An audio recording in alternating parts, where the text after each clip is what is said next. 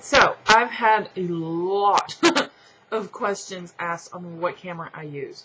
Right now, I'm not using the camera that I typically use when I do my videos. I'm using my webcam, which is why the quality is kind of not as great as my normal video camera. It's better than I thought it was, though, but it's not as good. Okay, moving on. In my older live videos, the camera that I would use is dirt old. It is as old as dirt, at least technology-wise. It is this camera. It's a Sony Handycam, digital Handycam, and the model number is DCR-TRV730. My husband, this is my husband's camera, and he has actually had it since before I met him. We met in 2002. So, and also the copyright on the manual for this thing is dated 2001. So, while it's not that old, you know, for as long as humans live, it is old in terms of technology.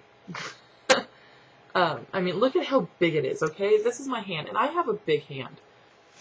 And that's how big it is. It, you know, and you look at cameras now, and it's like you can hold them like this, you know?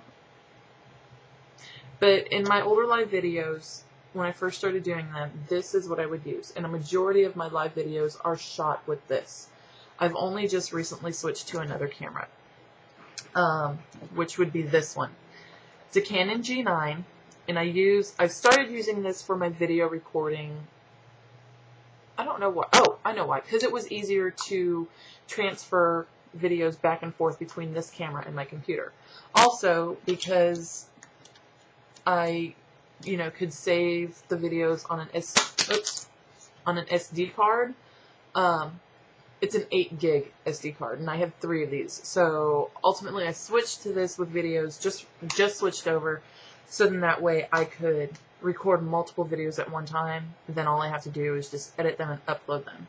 Rather than with this thing, I could only record one video at a time.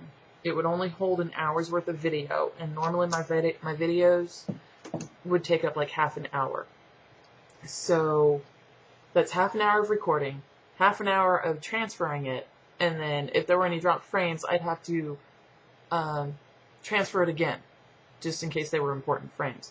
Most of the time they weren't, though, so I kind of stopped doing that. But this was just too much of a pain in the butt to have to deal with as far as transferring, which is why I got this. I also got this just for my photography hobby that I'm trying to start up.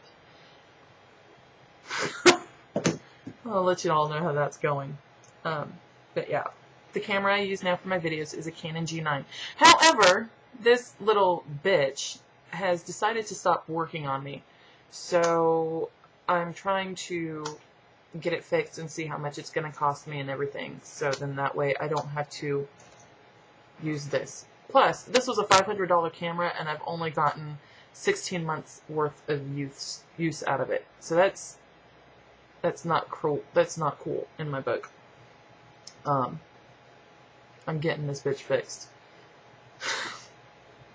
Pardon my French, but yes, I'm still pissed about it not working.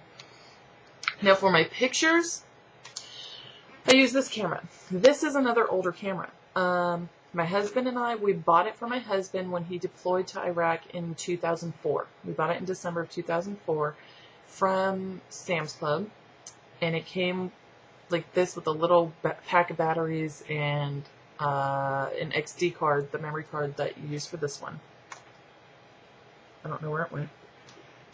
But this I use for my pictures, and it's not really that great of a quality camera. I mean, you think about it, we got it for $70.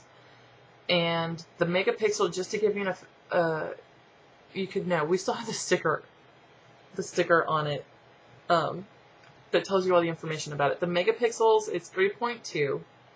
Optical zoom is 3 times, and seamless zoom is 10 times. It has QuickTime capabilities, and you're able to connect it to your computer with a USB cord. This camera we got this camera for my husband when he deployed because we wanted to get him something cheap, but also get him something that he could use while he was deployed in Iraq to take pictures with. And he just wanted something cheap because he heard, so many rumors about the sand being so fine in there that it's ruined people's electronics because it got into their electronics. So we figured if we spent, cheap-ass money on it, then it wouldn't matter if it broke or not.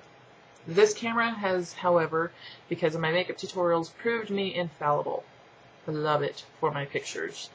And the whole key to taking my pictures is to have it set in macro mode. Macro mode is your best friend. Macro mode in good lighting.